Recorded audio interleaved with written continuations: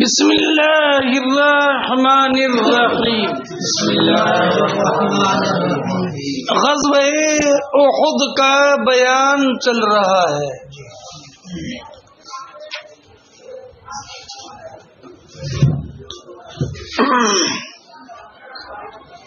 غزوہ احد سے متعلق جو بھی آیت کریمہ ہے یا غزوہ بدر سے متعلق جو واقعہ ہے، حضرت امام بخاری علیہ الرحمۃ والرضوان نے اس کو یہاں پر بیان کر دیا. چاہے وہ جو راوی ہیں، روایت کرنے والے، ان کا تعلق غزوہ احد سے ہو، اس کو بھی بیان کیا ہے، یا وہ احد میں شریک نہیں ہے لیکن جو حدیث بیان کی اس کا تعلق غزوہ احد سے ہے، اس کا بیان فرما دیا ہے. حضرت زید ابن ثابت رضی اللہ تعالی عنہ قرآن کریم کے مشہور قاری ہیں اور جامع قرآن ہیں. حضرت ابو بکر صدیق، حضرت عثمان غنی رضی اللہ تعالی عنہ، دونوں کی تدوین قرآن میں ان کا زبردست اور اہم کردار ہے. زید بن ثابت، اس تعلق سے آپ تفصیلی کتاب تدوین قرآن جو حضرت مصباحی صاحب کی ہے اس کا مطالعہ کیجیے. تدوین قرآن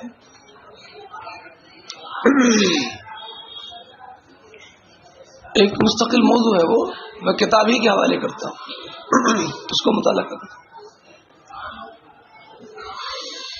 حضرت زید بن ثابت انصاری رضی اللہ تعالیٰ عنہ بیان فرماتے ہیں کہ جب میں نے آیات قرآن کو جمع کیا تو سورہ احزاب کی ایک آیت مجھے کہیں نہیں ملی. سورہ احزاب کی بعد میں تلاش و جستجو کے بعد یہ آیت کریمہ خزیمہ ابن ثابت انصاری علیہ الرحمۃ والرضوان کے پاس مجھے ملی تو میں نے اس کو سورہ احزاب میں اس کے مقام میں داخل کر دیا، شامل کر دیا. سمجھ گئے بیٹا؟ اب رہا یہ کہ قرآن تو منقول بنقل متواتر ہے اور یہ آیت کریمہ حضرت خزیمہ ابن ثابت کے پاس ملی صرف، تو اس کی نقل تو متواتر نہیں ہوئی. بٹ اس کا جواب یہ ہے کہ لکھی ہوئی صرف حضرت خزیمہ ابن ثابت انصاری کے پاس ملی لکھی ہوئی مکتوب. سمجھ گئے بیٹا؟ یاد تو مجھے بھی تھی اور بہت سارے صحابہ کرام کو یاد تھی. یاد ہونے پر دلالت یہ ہے کہ بالکل واضح دلالت فرماتے میں تلاش کر رہا تھا. تو تلاش تبھی تو ہوگی جبکہ معلوم ہو کہ میں تلاش کیا کر رہا ہوں، ہے نا؟ جس چیز کو تلاش کر رہے ہو وہ یہ تو ہوگا یہ چیز ہے لیکن مل نہیں رہی ہے، یہ تو معلوم ہونا چاہیے نا. وہ کہ آیت معلوم تھی کہ آیت یہ ہے لیکن لکھی ہوئی کہاں پر ہے یہ معلوم نہیں ہو رہا. اس لیے منقول بنقل متواتر آیت سورہ احزاب بھی ہے. سنیں بیٹا، پہلے جب قرآن جمع نہیں ہوا تھا تو صحابہ کرام علیہ الرحمۃ والرضوان کبھی چمڑے پر، کبھی ہڈی پر، کبھی اور جناب پکی ہوئی مٹی کے ٹھیکرے جو تھے اس پر لکھ لیا کرتے تھے اور مختلف اجزاء میں قرآن کریم کی آیات ان کے پاس میں محفوظ تھی. سننا والے اب وہ سورہ احزاب کی آیت کریمہ کون سی تھی؟ تو وہ آیت کریمہ سنیں. من المؤمنین رجال صدقوا ما عاهدوا الله عليه فمنهم من قضى نحبه ومنهم من ينتظر. وما بدلوا تبدیلا. یہ آیت کریمہ. من المؤمنین رجال، مومنین میں سے ایسے مرد ہیں. کیسے مرد ہیں؟ صدقوا ما عاهدوا اللہ علیہ، انہوں نے جس چیز پر اللہ سے عہد کیا تھا اس کو سچ کر دکھایا. تعریف ہے نا یہ. مومنین میں سے کچھ ایسے مرد ہیں جنہوں نے اللہ سے جو عہد کیا تھا اس کو. فمنہم من قضى نحبہ، نحبہ کے نحب کے معنی تھے منت، نظر. تو بعض نے اپنی نظر پوری کر لی. تو یہاں پر نظر پوری کرنے سے مراد یہ کہ بعض اللہ کو پیارے ہو گئے. اس لیے کہ گویا کہ موت بھی ایک نظر ہے جس کو ہر ایک انسان پوری کرتا ہی ہے. فمنہم من قضى نحبہ، بعض وہ ہیں جنہوں نے اپنی نظر پوری کر لی یعنی اللہ کو. ومنہم من ينتظر، اور بعض وہ ہیں جو اپنے اس نظر کو پورا کرنے کے انتظار میں. وما بدلوا تبدیلا، جو وعدہ کیا تھا اس سے وہ ذرہ برابر بھی ادھر ادھر نہیں ہوئے. پوری بات سمجھ لیے بیٹا؟ واقعہ سمجھ لیے؟ اب رہا بیٹا یہ تو قرآن کریم کی جمع و ترتیب سے متعلق ہے، اور یہ بات چل رہا ہے غزوہ احد کا یہاں پر کیوں پیش کیا؟ تو یہ ہے کہ قرآن نے جو فرمایا فمنہم من قضى نحبہ، ان میں سے بعض اللہ کو پیارے ہو گئے. یہ اللہ کو پیارے ہونے والے جو ہیں وہ نہیں ہیں، یہ شہدائے احد ہی. فمنہم من قضى نحبہ، یہ کون ہے؟ شہدائے احد. یہ شہدائے احد ہے جو اللہ کو پیارے ہو گئے. کچھ وہ ہے جو کہ بس شہادت کے انتظار میں ہے. تو فمنہم من قضى نحبہ جو کلمہ ہے اس سے مراد شہدائے احد ہے. اس لیے امام بخاری علیہ رحمہ نے یہ واقعہ اس مقام پر ذکر فرماتے ہیں زید ابن ثابت کے صاحبزادے خارجہ، یہ بھی بھائی فقہاء سبع میں سے خارجہ ابن زید، وہ کہتے ہیں کہ میں نے سورہ احزاب کی ایک آیت نہ پائی. حِينَ نَسَخْنَا الْمُصْحَفَ، جب ہم نے مصحف کو نقل کیا نہیں پائی. كنت اسمع رسول اللہ، آیت کریمہ میں حضور کو پڑھتے ہوئے سنتا تھا. فالتمسناها، تو ہم نے آیت کریمہ فوجدناها مع خزیمۃ ابن ثابت انصاری، تو میں نے آیت کریمہ حضرت خزیمہ ابن ثابت انصاری کے پاس پائی. آیت کریمہ کون سی ہے؟ من المؤمنین رجال صدقوا ما عاهدوا اللہ علیہ فمنهم من قضى نحبه ومنهم من ينتظر فألحقناها في صورتها في المصحف. تم نے اس آیت کو مصحف شریف میں سورہ احزاب میں شامل کر لیا.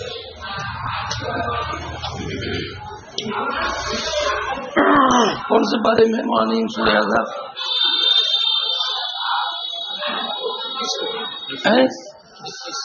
آپ کا نام میں نہیں میں آپ کا بھی عرفی نام نہیں ہوگا نا؟ چلو ٹھیک ہے. وہ یہ بیٹا نہیں میں کہ معین ہے، یہ معین ہے، معین ہے. چلو ماشاء اللہ.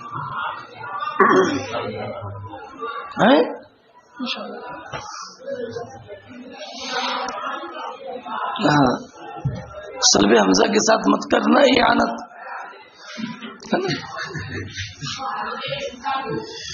فرماتے ہیں حدثنا ابو الولید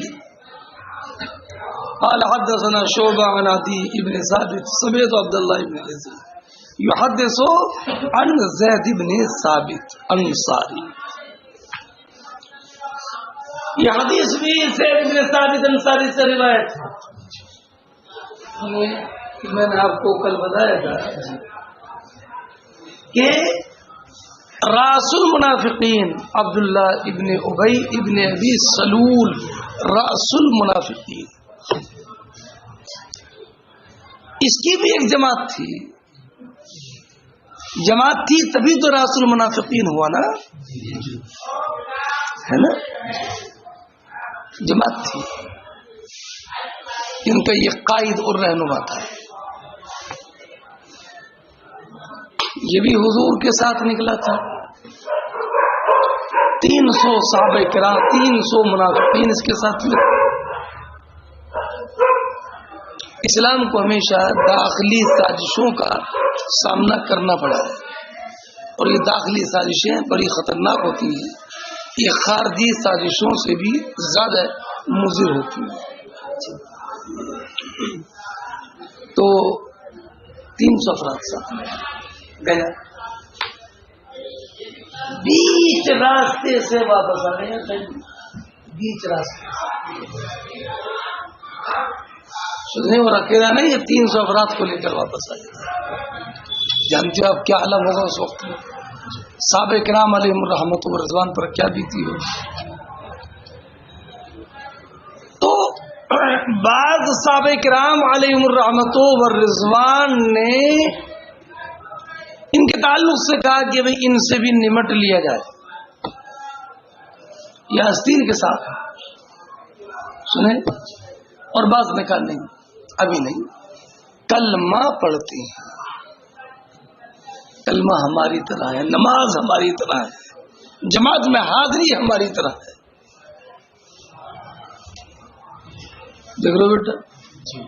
تو صحابہ کرام علیہم الرحمۃ والرضوان میں 2 گروہ اور 2 جماعت ہو گئی تھی اس تعلق سے. تو قرآن کریم کی آیت مبارکہ نازل ہوئی، فما لکم فی المنافقین فئتین، فما لکم فی المنافقین فئتین، فما لکم صرتم فی المنافقین فئتین. تمہیں کیا ہوا؟ تم منافقین کے بارے میں 2 حصوں میں بٹ گئے. واللہ ارکسہم بما کسبوا، اللہ رب العزت نے ان کے کرتوتوں کی وجہ سے ان کو اوندھا گرا دیا ہے.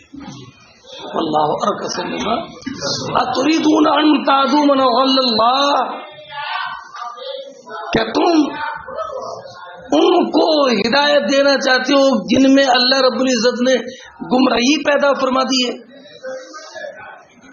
کیا کہ تم ان کو ہدایت دینا چاہتے ہو جن میں اللہ رب العزت نے گمراہی پیدا فرما دی ہے، جن کی قسمت میں گمراہی ہے، جن کی فطرت و جبلت گمراہی ہے، ان کو ہدایت دینا چاہتے ہو کہ ان سے قتال نہ کرو، کلمہ پڑھتے ہیں؟ نہیں. اے مسلمانوں، تمہاری تو ایک ہی بولی ہونا چاہیے، جو رسول اللہ کا نہیں ہے وہ ہمارا نہیں، چاہے کلمہ کیوں پڑھنے والا، چاہے کلمہ ہی پڑھنے والا کیوں نہ ہو. اس سے بھی کچھ مزاج مل رہا ہے، نہیں مل رہا مزاج. نور محمد، کلمہ نہیں دیکھا جائے گا، نماز نہیں دیکھی جائے گی. رسول اللہ کی اطاعت اور محبت اور رسول اللہ سے عشق و لگاؤ کتنا ہے یہ دیکھا جائے گا. قرآن کریم نے توبیخ فرمائی، فما لکم فی المنافقین فئتین واللہ ارکسہم بما کسبوا اتریدون ان تعدوا من اضل اللہ ومن یضلل اللہ فلن تجد له سبیلا. اور جانتے ہو تم تو انہیں راہ پر لانا چاہتے ہو، ان کا عالم کیا ہے؟ ودو لو تکفرون کما کفروا فتکونون سواء. ان کا تو عالم یہ ہے کہ وہ تمہارے بارے میں چاہتے ہیں کہ تم بھی کافر ہو جاؤ، ایسے وہ کافر ہے تاکہ سب برابر برابر ہو جائے. ودو لو تکفرون کما کفروا فتکونون سواء. ارے بیٹا وہ چاہتے ہیں تم ادھر ہی آ جاؤ سب سے. ودو لو تکفرون کما کفروا فتکونون سواء. سمجھ گئے بیٹا؟ ضیاء الرحمان اپنے برائے کو پہچانو ہے کہ نہیں. اس سے معلوم کلمہ نہیں دیکھا جائے گا، کلمہ نہیں دیکھا جائے گا. نمازیں نہیں دیکھی جائیں گی جب تک کہ محبت رسول اور عظمت رسول نہ ہو. یہ ہے بنیاد. لہٰذا وہ جو لوگ کہتے ہیں وہ بھی تو کلمہ پڑھتے ہیں. عجیب بات ہے بھائی, وہ بھی تو کلمہ پڑھتے ہیں, وہ بھی تو نمازیں پڑھتے ہیں. اللہ کتنی عجیب بولی ہے مولانا وسیم. کوئی کلمہ پڑھتے ہیں, وہ بھی نمازیں پڑھتے ہیں, روزہ رکھتے ہیں, کیسے پڑھتے ہیں. تو یہ بالکل بے محل بات ہوگی. علماء دیوبند پر جو فتوی کفر ہے وہ نماز نہ پڑھنے کی وجہ سے ہے کیا کہ تم کہو جناب وہ تو نماز پڑھتی ہیں. فتوی کفر کیا روزہ نہ رکھنے کی وجہ سے کہ تم کہو جناب وہ روزہ رکھتی ہیں. کہ فتوی کفر عالم نہ ہونے کی وجہ سے کہ تم کہو کہ وہ عالم ہے. وہ کہ فتوی کفر مدرسہ نہ بنانے کی وجہ سے تم کہو جناب اتنا بڑا مدرسہ ہے. کہ فتوی کفر تصویر نہ پڑھنے کی وجہ سے کہ تم کہو تصویر پڑھ لیں. ارے نہیں سمجھے میری بات. جو آپ باتیں پیش کر رہے ہو ان باتوں کے نہ کرنے کی وجہ سے اگر فتوی کفر ہوتا تو جواب صحیح ہوتا. ارے آپ کہہ رہے ہو جناب نماز نہیں پڑھتے اس لیے کافر ہے, حالانکہ وہ تو نماز پڑھتے ہیں. نہیں سمجھے ناظم. اگر فتویٰ عالم نہ ہونے کی وجہ سے ہوتا تو تم کہتے فتویٰ کیسے دیا آپ نے, وہ تو عالم ہے.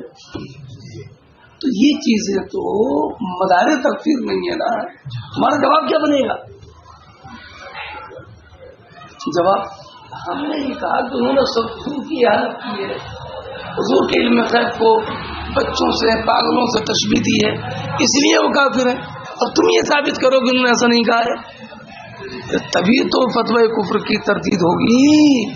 تو فتوی کفر ہے کسی بات پر اور ثبوت میں بات پیش کون سی کر رہے ہو؟ بیٹا یہ تو ان کی بجا حمایت اور سراسر ضد ہٹ درمی انانیت کی سوا کچھ ہے نہیں. بیٹا سمجھ میری بات. فرماتے ہیں زید بن ثابت حضور نکلے احد کی طرف, رجع ناسم. ابن ناس فرمایا یہ نہیں کہا رجع المؤمنون, یہ ناس تو ہو سکتے ہیں لیکن مومن نہیں ہے. ناس تو ہو سکتے ہیں یہ لیکن رجع ناسم. سمجھے؟ اب ناس بن کے لوٹ رہے ہیں, یہ ناس بن کے لوٹ رہے ہیں. نکلے تھے مومن ہی نکلی لباس میں لیکن لوٹ کے حال میں رہے. رجع ناس ہے کہ نہیں؟ رجع ناس ہے نا. ممن خرج ما, حضور کے ساتھ نکلنے والوں میں سے کچھ لوگ ممن خرج ما گئے کس کے ساتھ تھے؟ ہاں بتائیے, حضور کے ساتھ والا بھی ساتھ نکلنے والا بھی منافق ہو سکتا ہے. تو فلاں کا کرے گا وہ تو سنی ہے, فلاں کا مرید ہے, فلاں کا مرید ہے سنی ہے. کتنی مضبوط دلیل ہے, فلاں کا مرید ہے سنی ہے نا. فلاں کا مرید دیوبندی کیسے ہو سکتا ہے؟ ابھی فلاں کا مرید یہ رشتہ زیادہ مضبوط ہے یا اللہ کا بندہ یہ رشتہ زیادہ مضبوط ہے؟ جب اللہ کا بندہ ہونے کے باوجود گمراہ ہو سکتا ہے تو کسی کا مرید ہونے کے باوجود گمراہ کیوں نہیں ہو سکتا؟ نہیں سمجھے مولانا احمد رضا. تو ان جو سیاسی لوگ انہوں نے طریقہ بنا لیا سنی ہونا فلاں کے مرید ہو جاؤ. مولانا پیر پہنچ کے پیلی بھی چلی کل تھے ہی نہیں. تو یہ سنت کی علامت نہیں ہو سکتی, اس لیے کہ حضور کے ساتھ نکلنے والے منافق. رجع ناس ممن خرج ما, وکان اصحاب النبی, اور نبی کریم علیہ الصلوۃ والسلام کے اصحاب دو جماعتوں میں تقسیم ہو گئے. فرقۃ تقول نقاتل, ایک جماعت یہ کریں گے نقاتل مسلم ہم سے قتال کریں گے, اور فرقۃ تقول لا نقاتل, دوسری جماعت فنزلت فما لكم في المنافقين فئتين والله اركسهم بما كسبوا اتريدون ان تعدوا من اضل الله بیٹا ان کو تو نکلنا ہی تھا، نکلنا ہی تھا، نکلنا تھا. امام بخاری نے فوراً دلیل بھی پیش کر دی، ان کو تو نکلنا ہی تھا،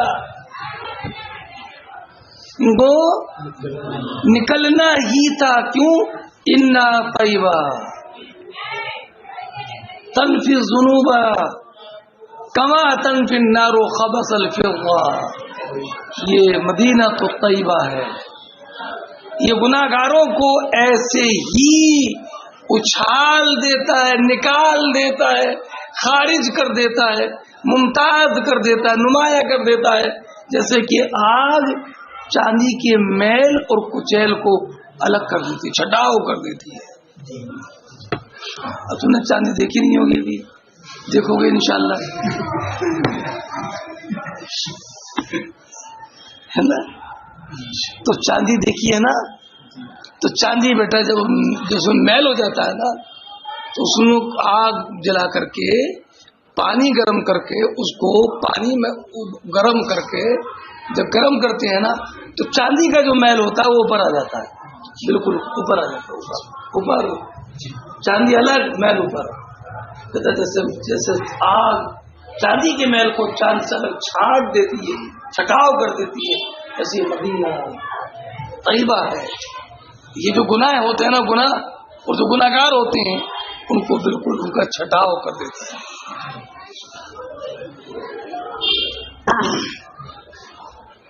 باب اذ ہمت طائفتان منکم ان تفشلا واللہ ولیہما. اس کو بیٹا میں نے کل آپ کو پڑھا دیا تھا، لیکن پھر میں اس کا ترجمہ کر دیتا ہوں. اذ ہمت، ہما ارادہ، جب تم میں سے دو جماعتوں نے ارادہ کیا، تمہاری دو جماعتوں کے دل میں آیا، کیا دل میں آیا؟ ان تفشلا، کہ ہم بھی بزدلی کر جائے، ہم بھی بزدلی کر جائے. کیا مطلب؟ کہ جب یہ 300 آدمی نکل کر کے گئے نا بیٹا، 300 آدمی نکل کر کے گئے، تو ایک فطری چیز ہے کہ انسان کے دل میں کچھ نروس پن پیدا ہوتا ہے. ارے نہیں سمجھے؟ جیسے اگر یہ چلے جائے نا، یہ اتنے چلے جائے گا تو ان میں سے ایک آدھ بھی جانے کا ارادہ کرے گا. ارے تو وہ بھی چلے گئے، ہے نا، ماموں چلے گئے، ہے نا، شاداب چلے گئے، ہے نا، اختر چلے گئے، اب کیا رہ گیا؟ تو ان دکھتے جب وسیم رہ گیا، جاور رحمان رہ گیا، ہے نا، محمد فیضان نہیں، اب کیا رہ گیا؟ تو بیٹا یہ فطری چیز ہوتی ہے. جانا مت مثال دی ہے تو، ہے نا بیٹا. تو یہ بنی حارثہ اور بنی سلمہ، بنی حارثہ اوس سے، بنی سلمہ خزرج سے، انہوں نے بھی چاہا. چل تو کیا ہوا؟ واللہ ولی، اللہ رب العزت حارث بنا، حارث بنا. تو حضرت جابر ابن عبداللہ بھی اسی قبیلے سے تھے، تو وہ کہتے ہیں کہ یہ آیت ہمارے قبیلے کے بارے میں نازل ہوئی، جس میں ہمارے قبیلے کی بزدلی کے ارادے کا ذکر ہے نا، بزدلی کا ذکر ہے اس میں. لیکن اس کے باوجود میں یہ نہیں چاہتا کہ آیت ہمارے بارے میں نازل نہ ہوتی، یہ نہیں چاہتا میں. کیوں؟ اس لیے کہ اس میں فرمایا واللہ ولیہما، ارے ہمارے لیے مبارک ہو کہ اللہ رب العزت نے فرمایا کہ میں ان کا ولی ہوں. واللہ سنے بیٹا محمد،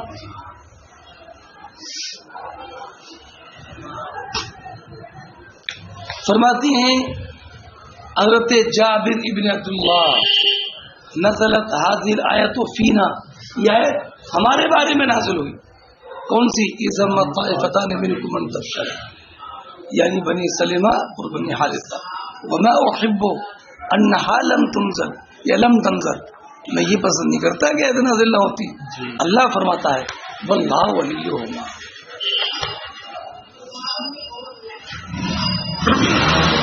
اب سنیے بیٹا جابر ابن عبداللہ کی حدیث. جابر ابن عبداللہ رضی اللہ تعالی عنہ، ان کے والد عبداللہ ناظم ان کے والد عبداللہ یہ جا نثار ثابت ہے، یہ بھی غزوہ احد میں شہید ہو گئے. عبداللہ جب شہید ہوئے تو حضرت عبداللہ نے 9 بچیاں، ایک جابر چھوڑے تھے، 10 اولادیں، 9 لڑکیاں جابر، اور ایک روایت میں 6 چھوڑے تھے، 6 بچیاں چھوڑی. ایک میں 9 کا ذکر ہے، ایک میں دونوں میں تفصیل کی ہے کہ 9 تھی، ان میں سے 3 شادی شدہ تھی، 6 بچی. اب شادی شدہ ہو جاتی ہے تو ان کا نان نفقہ تو ان کے شوہروں کے ذمہ ہو جاتا ہے، ان کے ذمہ تک 6 ہی کا نان نفقہ تھا، اس لیے 6 کا ذکر کیا ہے. اور بہرحال شادی شدہ تھی لیکن تھی تو انہیں کی بیٹی، اس اعتبار سے 9 لیکن ٹوٹل. تو حضرت جابر ابن عبداللہ رضی اللہ تعالی عنہ نے بعد 2 واقعے انہوں نے بیان کیے ہیں. میں دونوں واقعے آپ کو بتاتا ہوں. ایک واقعہ یہ بیان کیا کہ جابر ابن عبداللہ رضی اللہ تعالی عنہ نے اپنی شادی کی، اور شادی سیبہ سے کی، باقرہ سے نہیں کی،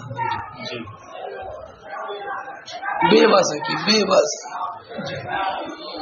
تو بیٹا ایک بات بتاؤں میں آپ کو، بیوہ سے شادی کرنا اچھا ہے، کرنا چاہیے، لیکن کبھی ایسا ہوتا ہے کہ جس شوہر کا انتقال ہوا ہے نا، جس سے ہی بیوہ ہوئی ہے، وہ اس سے بے پناہ محبت کرتا تھا اور یہ اس سے بے پناہ محبت کرتی تھی.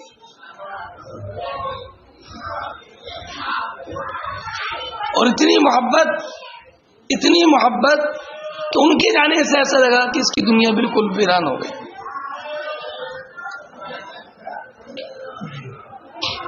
اب اس کے لیے سارا گلشن حیات بالکل پُرمردہ نظر آتا ہے. وہ جانے لو بہار ہی گلشن میں جب نہیں، بدرو نقیسی چھائی ہے فصل بہار میں. یا رب عجیب ہے. اب بہرحال زندگی گزارنا ہے، زندگی گزارنے کے لیے لا محالہ کسی نہ کسی سہارے کی ضرورت ہے. کل میری زندگی تو ختم ہو گئی لیکن جب تک سانس ہے پورا ہونا ہے، چلو کسی کے ساتھ نکاح ہو گیا نکاح، لیکن دل پہلے والے شوہر کے ساتھ ہی لگا ہے. شادی تو کر لی، نکاح تو کر لیا، لیکن اس کا دل کسی چیز میں لگتا نہیں، ہمیشہ من اس کا مرا ہوا ہے. بندے کھانا ہوگی، بندے کھانا کھا لو، کھانا ہے نا بیٹا، لا دیتی ہوں کھانا.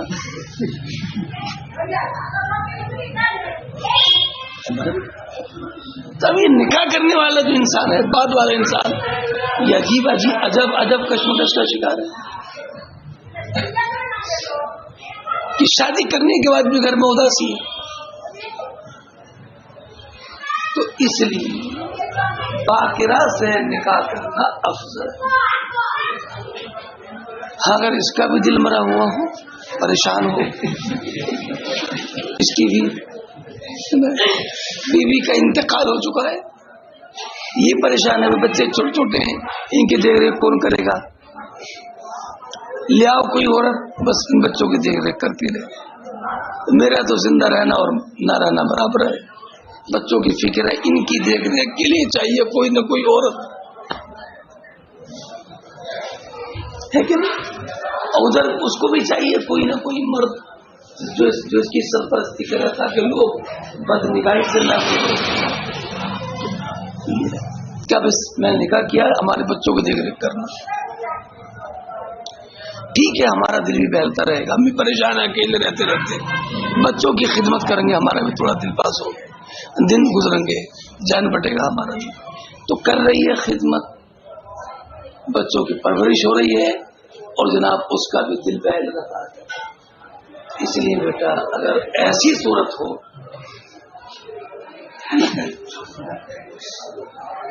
ایسی تصرف چلتا ہے نا بیٹا، سمجھ رہے ہو نہیں؟ اس لیے زیادہ بہتر یہ ہے، خدا کرے سب کی بیویاں سلامت رہیں، سب کی عمر طویل ہو. اگر کسی کی بیوی کا انتقال ہو جائے تو اس کو بیوہ ہی تلاش کرنا چاہیے، ہے کہ نہیں؟ اور کسی کے شوہر کا انتقال ہو جائے تو اس کو بھی ایسے مرد تلاش کرنا چاہیے جس کی کہ پہلے بیوی کا انتقال ہو چکا. یہ زیادہ میں بیٹا کوئی ناجائز نہیں کہہ رہا ہوں، ہے نا، کوئی میں شرعی مسئلہ ایسے ہی بتا رہا ہوں کہ جائز نہیں ہے. میں تو حالات جو نبھاؤ کے حالات ہے نا بیٹا، اس کے اعتبار سے بتا رہا ہوں کہ شوہر اگر پہلے سے اس کی بیوی کی اور بچی لے آئے گی اس کے لیے ہے کہ نہیں؟ اس لیے وزیر، اور اگر دونوں کوارے ہیں تو دونوں کوارے اچھے ہیں. بہرحال یہ تو میں نے محمد ایک بات بتا دی آپ کو. تو حضرت جابر ابن عبداللہ رضی اللہ تعالیٰ عنہ جب شادی کی تو سیبہ سے کی، تو حضور نے فرمایا حل نہ کہا تھا. اس میں تو اختصار ہے. دوسری روایت میں کہ صبح کو جب آئے تو ان کے کپڑوں میں پیلا پن زردی تھی، تو کہا حل نہ کہا تھا یا جابر؟ جابر شادی ہو گئی؟ کہا نعم. کس سے کی؟ تو فرمایا سیبہ سے. تو کہا حضور نے حل بعد بکرن تلاعبک وتلاعبها. جابر کواری سے کیوں نہیں کی جو تمہارے ساتھ دل لگی کرتی، تم اس کے ساتھ دل لگی کرتی. دل لگی سمجھتے ہو نہیں؟ حشاش بشاش رہنا ہے نا، بے بات میں بات نکالنا.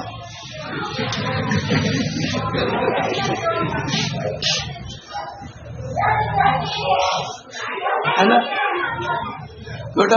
اگر پہلے سے وہ متوفانہ زوج ہے تو کہے گی تمہیں پٹکیلیاں سوجی ہیں، ہم بیزار بیٹھے ہیں، تمہیں پٹکیلیاں سوجی ہیں، ہم بیزار بیٹھے ہیں، نہ جانے کی نہ جا چکے کتنے اور ہم تیار بیٹھے ہیں. حلہ جاریتن تلاعبک. بیٹا کچھ چیز شکایت کرتے ہیں، ہماری بیوی بول کچھ شکایت ہی رہتی ہے، اور نہیں ہماری بیوی بولتی بہت ہے. ارے بھائی جان تمہاری بیوی تمہیں سے بول رہی ہے نا، زیادہ بولے کم بولے بول تمہیں سے رہی ہے نا. یہ شکایت کی بات ہے، بہت بولتی ہے، شکر منا بول رہی ہے.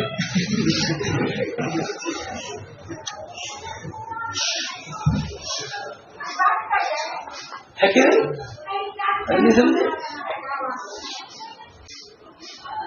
کچھ مرد بھی بہت خراب ہوتے ہیں نا، نہ بولے تو بولتی نہیں ہے، بولے تو بہت بول رہی ہے. کھانا نہ بنے تو بنایا نہیں، بنا دے تو ٹھنڈا ہو گیا. بلا وجہ کی بات ہوتی ہے. تو اب حضرت جابر کا جواب سنو. جب نے کہا رسول اللہ میرے والد غزوہ احد میں شہید ہو گئے، انہوں نے 9 بچیاں چھوڑی، تو میں نے یہ نہیں چاہا کہ میں باقرہ لڑکی جو ان کی طرح نہ تجربے کار ہو ان کے ساتھ جمع کر دوں. ایک نہ تجربے کار کا اور اضافہ ہو گیا، بلکہ میں نے چاہا کہ میں کسی ایسی عورت سے نکاح کروں جو میری بیوی ہو اور میری بہنوں کی سرپرست ہو، ان کی دیکھ ریکھ کرے، ان کے بالوں میں کنگا کرے، ان کو گھر داری سکھائے اور امور خانہ داری میں ان کو ماہر کر دے. میں نے یہ چاہا یا رسول اللہ. تو حضور نے فرمایا قد اصبتا، تم نے اچھا کیا. اچھا بات سمجھیے، مطابقت کیا ترجمہ سمجھے ہو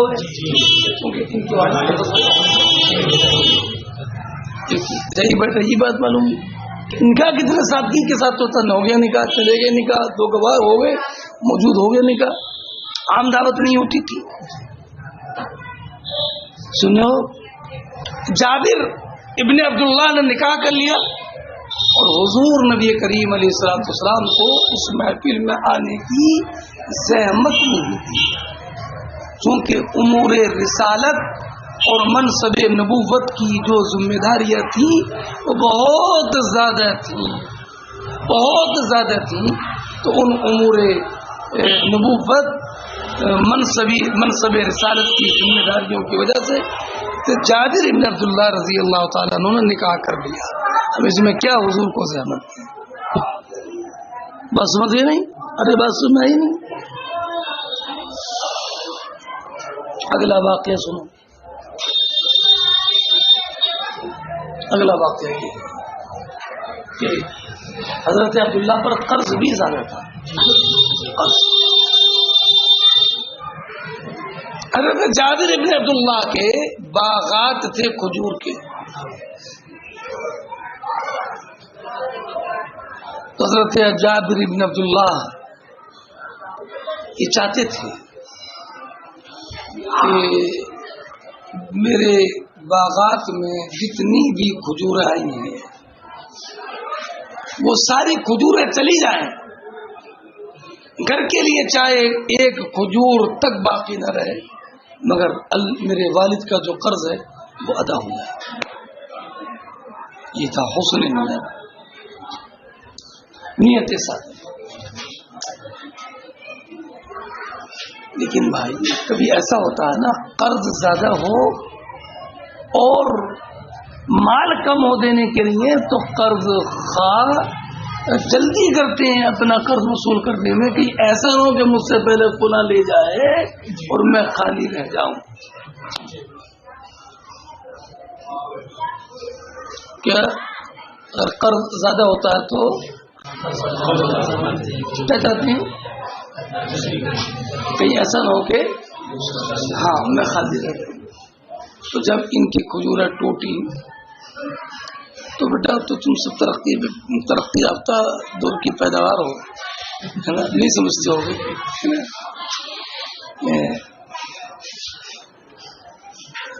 تو پہلے جب گیہوں نکلتے تھے، گیہوں پکتے تھے نا، تو گاؤں سے باہر ایک خالی میدان میں سب اپنے شاباش ماشاء اللہ ماشاء اللہ ماشاء اللہ سب اپنے گیہوں جو ہوتے تھے، کھیتی جو فصل ہوتی تھی اسے اکٹھا کر لیا کرتے تھے اور وہیں پر مشین چلتی تھی. دیکھا اس سے پہلے کا دور جو آپ نے نہیں دیکھا ہوگا، پہلے جب مشینیں بھی نہیں آئی تھی تو بیلوں سے نکالتی تھی. یہ تو نہیں دیکھا، آپ نے دیکھا یہ بھی؟ ارے سنا براہ راست سنا ہوگا، بڑا بھی ہے،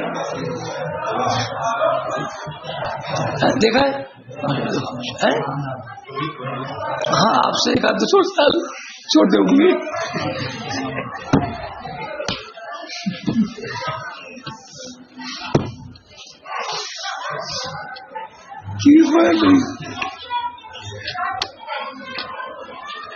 بزرگی باقل نہ مثال ہے نا، جوانی بزرگ مان نہیں ماشاء اللہ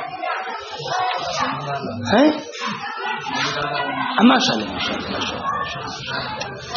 ماشاء اللہ. اللہ سب کو اچھا زمیندار بنائے ماشاء اللہ. واہ بھائی واہ ماشاء اللہ. ماں نعیم طبیعت خوش ہو گئی. کیا چاہتے ہو پھر ماں نعیم صاحب سے؟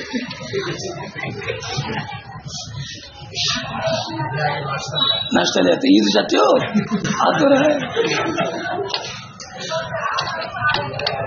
جی. آج بھی لکھا ہے؟ ارے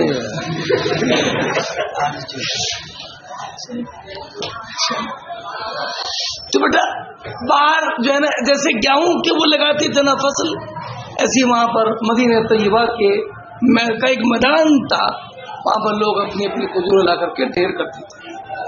کھجوروں کی کئی طرح کی کھجور ہوتی تھی.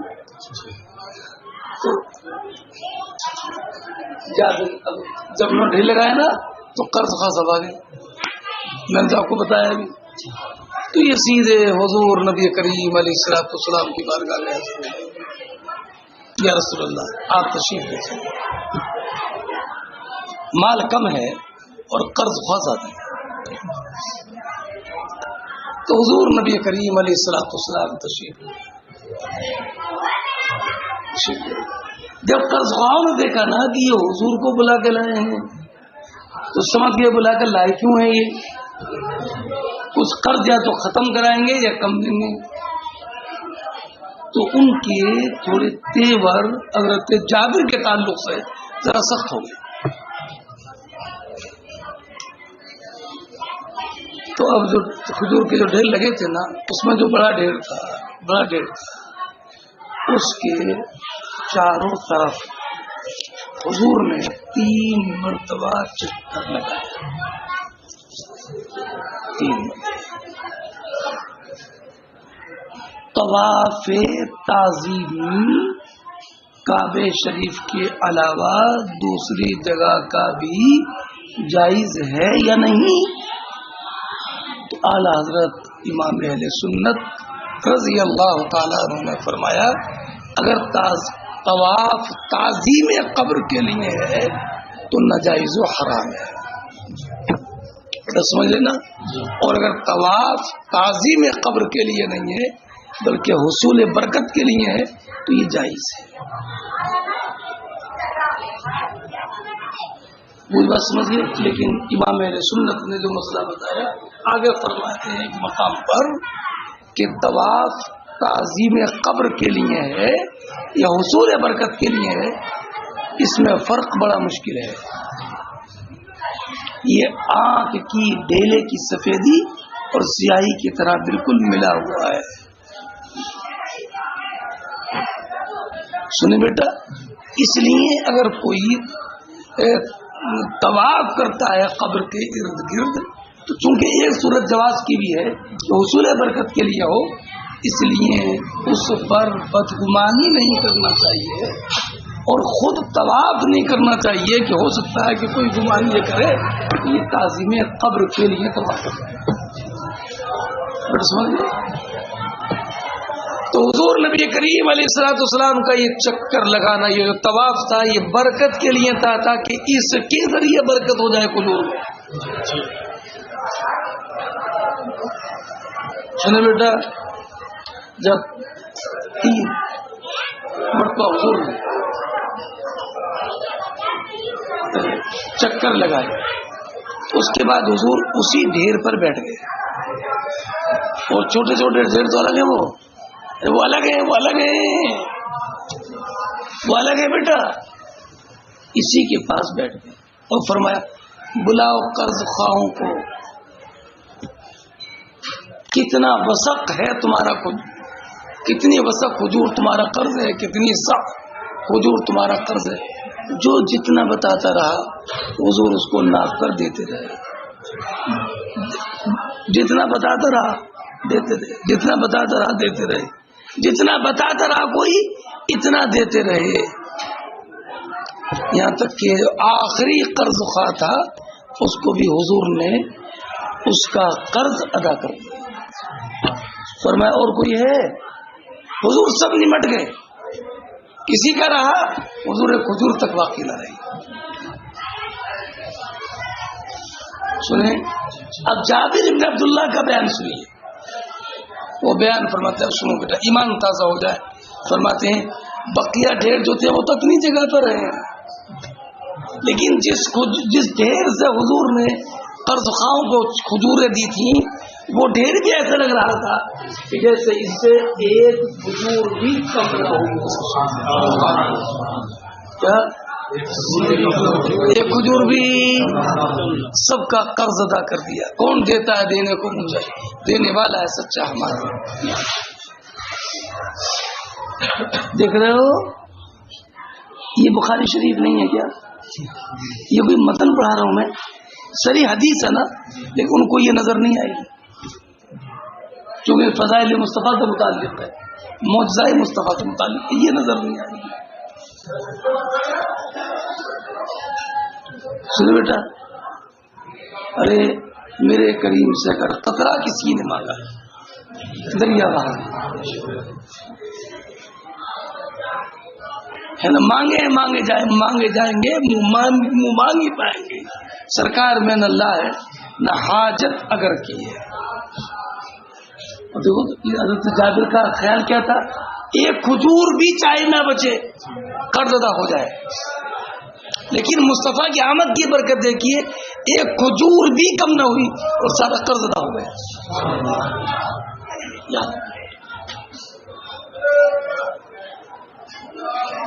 اب دیکھو بیٹا، دونوں حدیثیں پڑھاتا ہوں میں آپ کو. متن ہے بیٹا یہ جابر بن عبداللہ کا آنکھ کو دیکھا حال ہے. یہ جابر بیان کرتے ہیں، قال قال لی رسول اللہ، مجھ سے حضور نبی اکرم علیہ الصلوۃ والسلام نے فرمایا، هل نکحت یا جابر، جابر شادی کر لی؟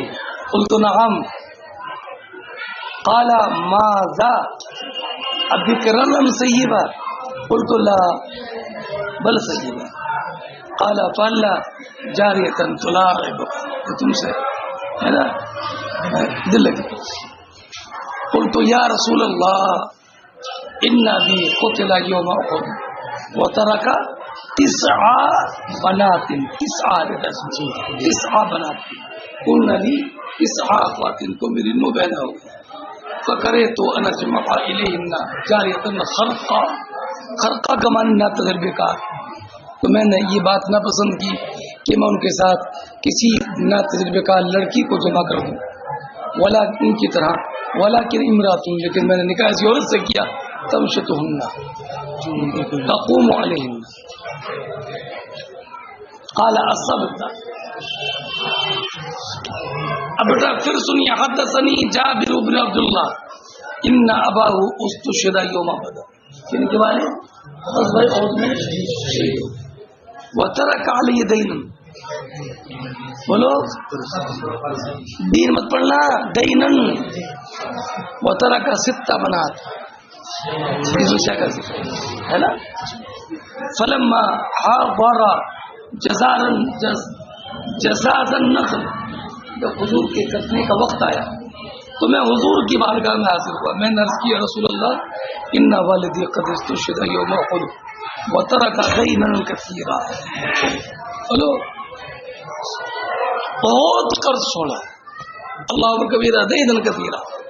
یہ کہا اتنے وساق، کتنے اوقیات، کیا گنوں. جب سب قرض لینے والے آئیں گے تب معلوم ہوگا کہ قرض ہے کتنا. بس یہ سمجھتا ہوں کہ قرض چھوڑا بہت ہے.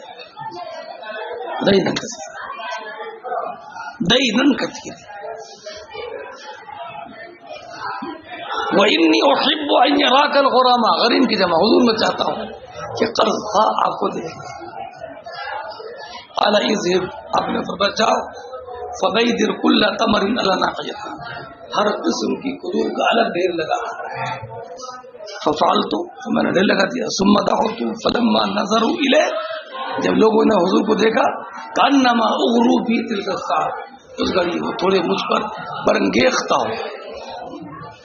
فلما رأى ما يصنعون، حضور نے ان کا یہ عالم دیکھا تو حضور نے سب سے بڑے ڈھیر کے ارد گرد 3 مرتبہ چکر لگایا. بیدر کے معنی ڈھیر کہتے ہیں بیٹا، ارے نہیں سمجھے. اور یہاں بیدرن تمیز ہے اعظم سے، جو سب سے بڑا تھا، لمبی کھجور ہونے کے اعتبار سے نہیں، بیدرا ڈھیر بڑا. ثم جلس علیہ، پھر حضور اس پر تشریف فرما ہوئے. فقال ادعو لك صحابہ، اپنے اصحاب، اپنے قرض خواہوں کو بلاؤ. فما زال یقیل لهم، حضور برابر ان کو ناپ کر دیتے رہتے، تول کر نہیں بیٹا. تو میں نے، آپ نے پڑھا ہدایہ میں کہ یہ چیزیں گیہوں، کھجور وغیرہ جو ہے کہ یہ نپ کر بکتی تھی. حتی ادى اللہ عن والدی امانتا، یہاں تک کہ اللہ رب العزت جل جلالہ نے میرے والد سے ان کے قرض کو ادا کر دیا. وانا ارضى ان يؤدي الله امانت والدی ولا ارجعها الى اخواتي بتمرة، اور میں تو اس پر بھی تیار تھا، اور میں اس پر بھی تیار تھا کہ اللہ رب العزت بس میرے والد کے قرض کو ادا کرا دے، اگرچہ میں اپنی بہنوں کی طرف ایک کھجور بھی لے کر نہ لوٹوں. میری نیت تو یہ تھی، نیت خالصہ تھی. مگر اس کی برکت کیا ہوئی؟ فسلم اللہ البیادر کلھا، اللہ رب العزت جل جلالہ تمام ڈھیر، سارے ڈھیر محفوظ رکھے. حتی انی انظر الی البیدر الذی کان علیہ النبی کانہا لم تنقص تمرۃ واحدہ. پتہ نہیں تو بیٹا یہ فرماتے یہاں تک کہ میں اس ڈھیر کو بھی دیکھ رہا ہوں جس پر نبی کریم علیہ الصلوۃ والسلام کیا دیکھ رہا ہوں؟ کانہا لم تنقص تمرۃ واحدہ. ایسا لگ رہا ہے اس سے بھی بولو اس سے بھی ایک کھجور تک کم نہ ہو. اللہ اکبر. سعد بن ابی وقاص رضی اللہ تعالی عنہ عشرہ مبشرہ میں سے ہیں. عشرہ ان کا بیان سنو. عشرہ مبشرہ میں سب سے آخر میں انتقال کرنے والے سعد بن ابی وقاص. یہ بیان فرماتے ہیں کہ میں نے غزوہ احد میں حضور کے ساتھ دو شخص دیکھے. آدمی نہیں کہہ رہا ہوں میں، دو شخص الذی ما بھی تشخص، دو شخص دیکھے. کیسے دیکھے؟ انہیں نہ اس سے پہلے کبھی دیکھا اور نہ انہیں اس کے بعد کبھی دیکھا. سفید کپڑے پہنے ہوئے تھے اور بہت سخت قتال کر رہے تھے حضور کی محافظت پر. نہ پہلے دیکھا اور نہ بعد میں، لیکن سفید کپڑے پہنے ہوئے تھے. کون تھے مولانا؟